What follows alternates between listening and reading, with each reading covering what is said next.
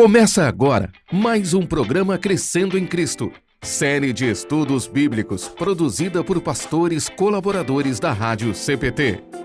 Olá, eu sou o pastor Edson Ronaldo Tressman, falo da paróquia Concórdia, de Querência do Norte, e quero trazer uma mensagem para você, ouvinte da Rádio CPT. Aliás, por falar em Rádio CPT, tem algo que é preciso destacar. Eu não vou dizer que é a única, mas talvez seja uma das únicas ou uma das poucas que se dedicou a estudar capítulo por capítulo de todo o Novo Testamento e está se preocupando em estudar, porque ainda não terminamos, né? Hoje estamos em Hebreus capítulo 9. Mas é uma rádio que quer levar Cristo para todos. Qual o Cristo? O Cristo do qual a Bíblia fala.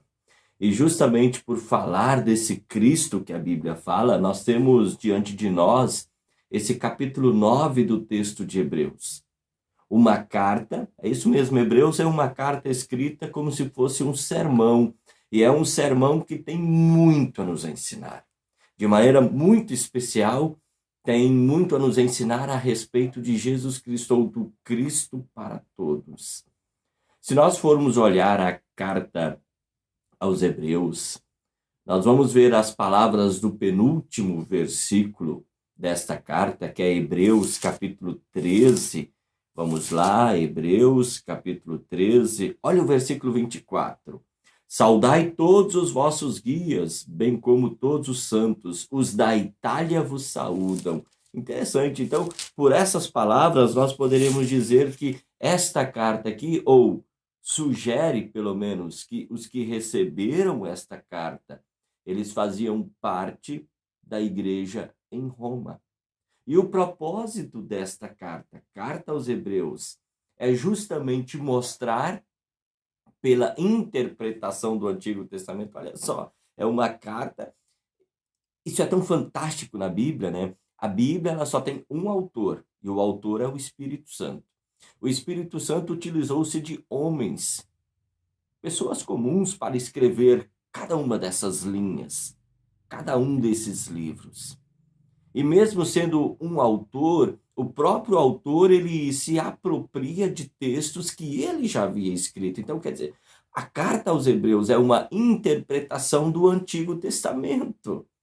É uma interpretação das promessas que o Espírito Santo já havia registrado de maneira bem especial. O capítulo 9, ele é uma interpretação do texto de Levítico, capítulo 16. E o propósito, então, da carta aos Hebreus é justamente mostrar, pela interpretação do Antigo Testamento, que Jesus Cristo era o Messias prometido. Jesus Cristo também é o Criador do universo. E Jesus Cristo é maior que os anjos. Jesus Cristo, com o seu ofício sacerdotal, ele é superior e ele é muito maior do que todos os ritos da antiga aliança. Antiga aliança que já foram descritos lá no livro de Levítico. E Jesus é muito maior do que todos esses ritos. Muito maior do que esses ritos. Hebreus é uma exposição bíblica ancorada nas páginas do Antigo Testamento. Aqui em Hebreus, há 30 citações diretas do Antigo Testamento e há 70 alusões a textos do Antigo Testamento. E todas essas citações, as 30 que são diretas e as 70 que são, podemos dizer, indiretas, elas mostram Cristo, mostram Jesus Cristo como o sacerdote eterno, como o homem perfeito, que fez o sacrifício perfeito e que foi e é capaz de realizar a nova aliança do ser humano com Deus, ou de Deus com o ser humano. Isso por meio do sacrifício voluntário, e isso também de uma vez por todas. Querido amigo, querida amiga, as exortações, elas estão fundamentadas na Bíblia. É a Bíblia falando dela mesma. É a promessa cumprida falando a respeito de uma promessa que havia sido feita. sabe, é tão redundante, né? Mas também, ao mesmo tempo, é tão interessante observar que o Deus que tudo fala é o Deus que não muda, é o Deus que não varia de posição. A mensagem da carta aos Hebreus é uma mensagem única. Jesus Cristo é melhor ou maior? O termo grego é kreiton, e kreiton ele aparece 25 vezes ao todo nesta carta aos Hebreus. Jesus Cristo é maior, Jesus Cristo é melhor que todas as instituições religiosas de Israel. Então, poderíamos dizer assim, não é necessário ter um apego às instituições religiosas de Israel, como muitos israelitas, eles chegavam à conclusão de que eles deveriam estar completamente apegados, fundamentados na religiosidade de Israel, mas Jesus é muito maior, Jesus é muito melhor do que isso. Com isso, o autor ele quer enfatizar que eles não deveriam simplesmente, aqueles cristãos que estavam recebendo esta carta, eles não deveriam somente ostentar o fato de que eles eram judeus, que eles faziam parte da nação exclusiva de Deus, mas a grande exultação deles era que eles eram cristãos. Mas vamos lá, capítulo 9. Capítulo 9 de Hebreus. Ele é um capítulo extraordinário, extraordinário. Pessoal, eu ressaltei que a Rádio CPT, ela está estudando capítulo por capítulo. Desde Mateus, capítulo 1, nós vamos até Apocalipse, capítulo 22. Capítulo por capítulo dos 27 livros do Novo Testamento. Extraordinário. E entre esses capítulos que nós estamos estudando, o capítulo 9 de Hebreus, ele é essencial.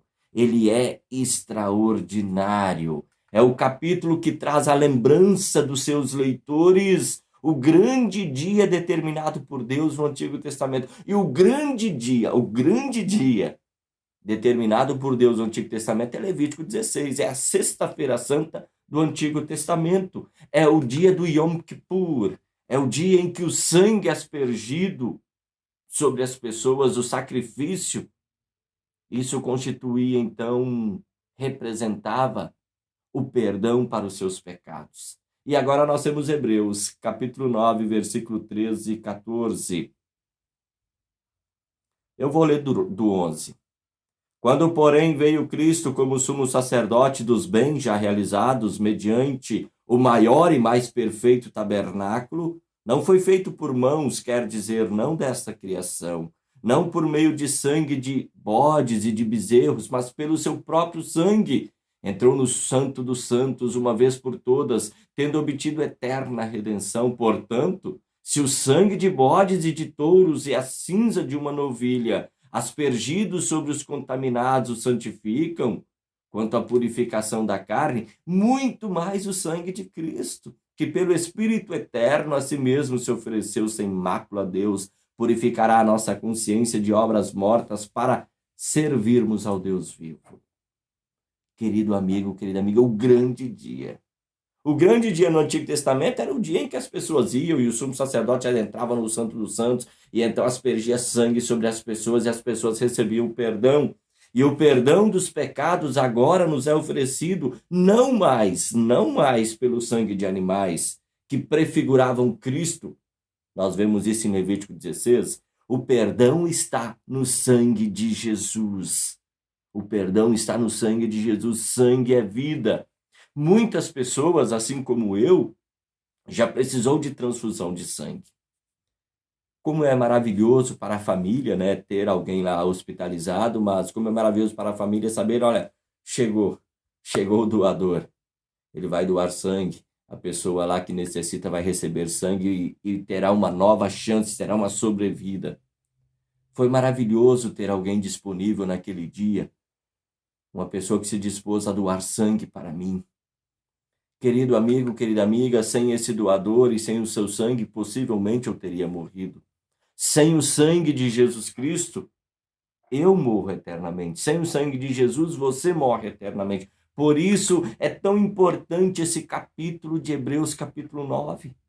porque ele indica para mim que há uma outra realidade após a morte. Sim, tem uma outra realidade após a morte. Após o aqui e o agora que eu muitas vezes acabo derramando tanto sangue para poder sobreviver, né? Em termos assim, né? O sangue é apenas uma metáfora que eu uso aqui. Quer dizer, nós acabamos usando todas as nossas energias para sobreviver no aqui e no agora, e muitas vezes nem estamos nos dando conta que há uma outra realidade após a morte. E não é a reencarnação, não. Não é a reencarnação. O coração do evangelho é justamente o sangue de Jesus Cristo. O que salva, querido amigo, o que salva, querida amiga, o que salva é a fé na obra redentora de Jesus Cristo. Sim, a fé na obra redentora de Jesus Cristo é o que salva o ser humano. O dia em que o sangue de Jesus foi derramado lá do alto da cruz é o grande dia da história da humanidade. O grande dia da história da humanidade é naquele dia em que do alto da cruz Jesus então gritou: Tetelestai, está consumado, o meu sangue foi derramado e com este sangue você recebe o perdão para os seus pecados. E claro que junto a esse dia também nós podemos dizer que é o dia da ressurreição, porque Jesus venceu a morte. Interessante, Jesus venceu a morte. Querido amigo, querida amiga, nenhum ser humano, nenhum de nós pode fazer nada para que os seus pecados sejam perdoados. Não adianta eu ficar por aí esbravejando, dizendo: eu estou pagando pelos meus pecados, isso está acontecendo por punição dos meus pecados. Não adianta eu ficar me lamentando. Cristo Jesus tudo fez. Tudo fez para pagar os nossos pecados, não por meio de sangue de bodes e de bezerros, mas pelo seu próprio sangue. Entrou no Santo dos Santos uma vez por todas. É o que diz o autor da carta aos Hebreus. Querido amigo, querida amiga, a morte de Jesus, o seu sangue derramado no alto da cruz, ele tira os meus pecados. Ele tira os teus pecados. Jesus não morreu pelos seus próprios pecados, não, pois ele era sem pecado. Ele doou o seu sangue, foi isso mesmo, Jesus doou o seu sangue para que eu não morresse eternamente. A morte de Cristo é uma oferta. Olha o que diz o versículo 28. Versículo 28 diz assim: o sangue de Jesus é uma oferta para tirar os pecados de muitos. Jesus morreu para você não morrer eternamente. Querido amigo, querida amiga, diante de um caixão, é comum as pessoas muitas vezes acabarem fazendo a seguinte observação. Não sei se você já ouviu essa observação.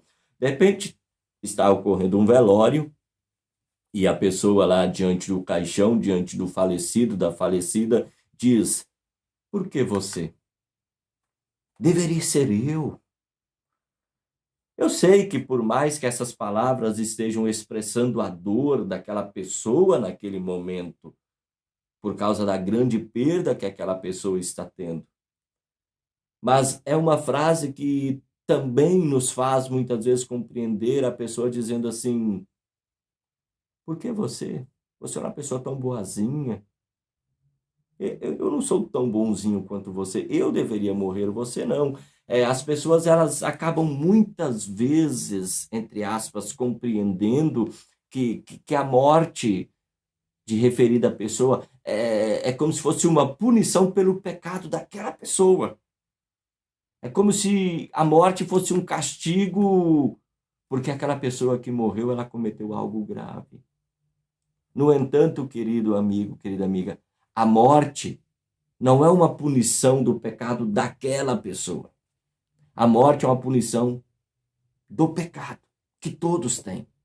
Ninguém de nós é santo. Ninguém é santo. A morte, ela só existe porque a realidade do pecado também é real, também é verdadeira. Não é algo por causa do pecado pessoal, mas é devido ao vírus que todo ser humano possui? Pecado. A minha morte, ela não será uma punição divina contra mim, contra o meu pecado. Mas a morte é uma realidade porque todos nós somos pecadores.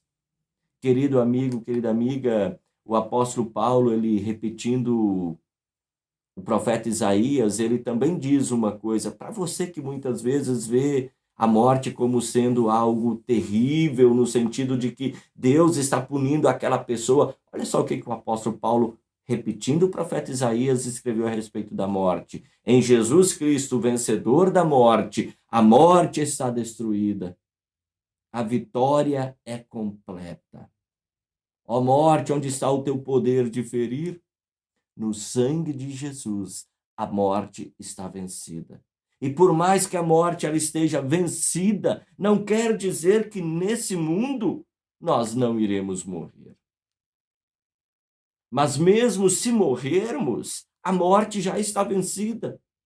E após fechar os nossos olhos para o aqui e para o agora, ao fechar os nossos olhos para este mundo, todos nós iremos comparecer diante de Cristo Jesus no seu tribunal. Daí sim, aí são os meus pecados, mas já perdoados no sangue de Cristo Jesus. Então eu não preciso nem sequer temer também esse comparecimento diante do tribunal de Cristo.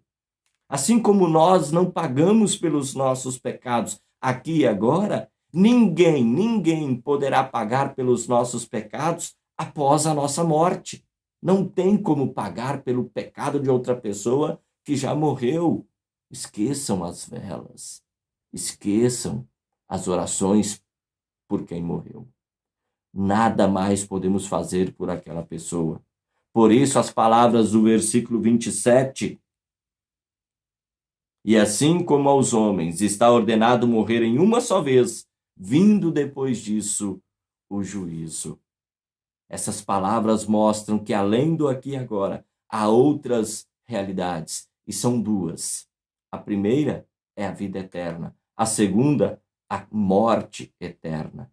Todo aquele que nele, Jesus, crer, tem a vida eterna.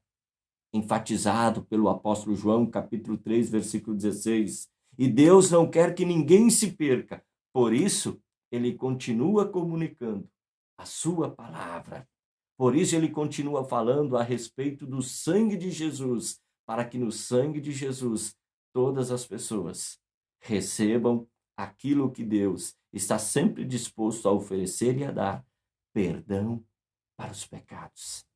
Que Deus nos abençoe, que Deus nos ajude. A morte está vencida, assim como Cristo ressuscitou, nós também ressuscitaremos. Não pagamos pelos nossos pecados, Cristo já o pagou no seu sangue redentor e salvador. Muito obrigado, Deus abençoe, e vamos aproveitar cada dia a Rádio CPT, uma rádio que é uma boa companhia para você. Uma rádio que está tão preocupada com a tua salvação, com a tua vida espiritual, que todos os dias se dedica a apresentar um capítulo dos livros do Novo Testamento. Forte abraço, até uma próxima oportunidade, se o Papai do Céu assim nos permitir. Tchau, tchau! Acompanhe este e outros programas em radiocpt.com.br.